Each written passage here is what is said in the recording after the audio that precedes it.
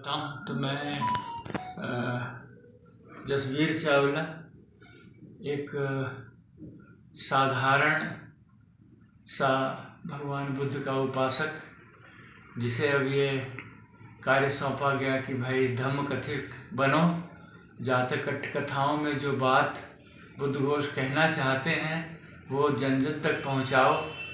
सम्यक प्रबंधन का ज्ञान छुपा हुआ है इन 547 जातक कथाएं हैं और प्रबंधन के हर क्षेत्र की कथाएं मिलती हैं इसमें। तो ये अद्भुत एक धरोहर है। मैं कहता हूँ कि पाली भाषा में ये लिखा गया दुनिया का सबसे पहला प्रबंध शास्त्र का ग्रंथ है।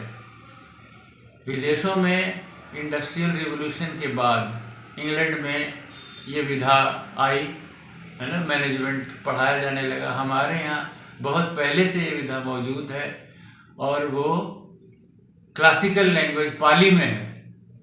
और इस बात का हमें गर्व है कि इन कहानियों में हमें मैनेजमेंट का वैसा मॉडल मिल रहा है जो मॉडर्न मैनेजमेंट से लाख दर्जे अच्छा है। मॉडर्न मैनेजमेंट हमको सिखाता है हिंसा, मैक्सिमम प्रॉफिट बनाना, चाहे जो दुनिया है वो जाए रसातल में, लेकिन जो हमारा मैक्स प्रॉफिट है, लाभ हमारा बढ़ते रहना चाहिए। लेकिन भगवान बुद्ध का जो दिया हुआ ये मॉडल है, इसमें सबकी संतुष्टि की बात है।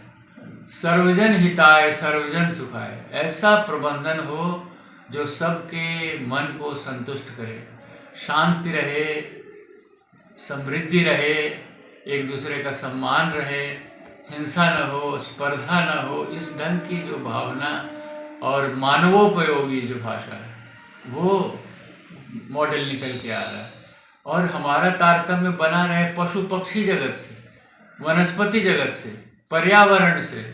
अंधाधुंध जो है प्राकृतिक संसाधनों का दोहन करके हम समाज को और मानवता को कोई बहुत अच्छी चीज़ नहीं दे रहे हैं।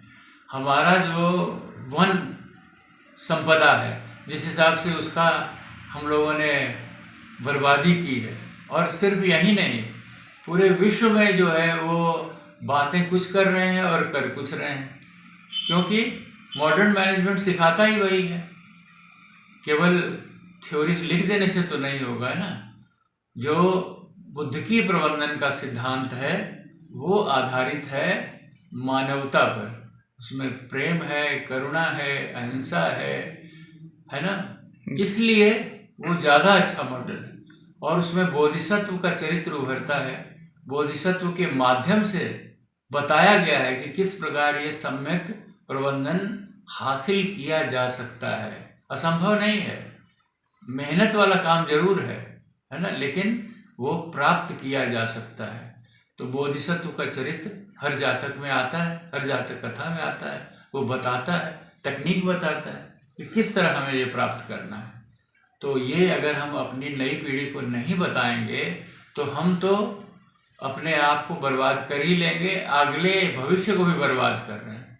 तो मेरा मानना ये है कि जातक कथाओं का विधिवत अध्ययन होना चाहिए। इस दृष्टिकोण से होना चाहिए कि ये हमें प्रबंधन की कोई सीख दे रहे हैं।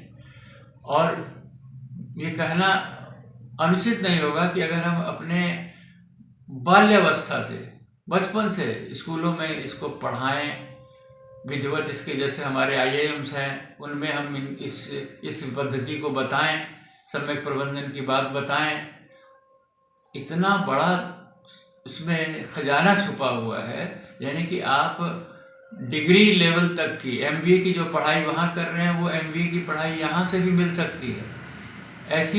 ऐसी उसमें तकनीक दी गई है कम्युनिकेशन की, है ना, प्रबंधन की।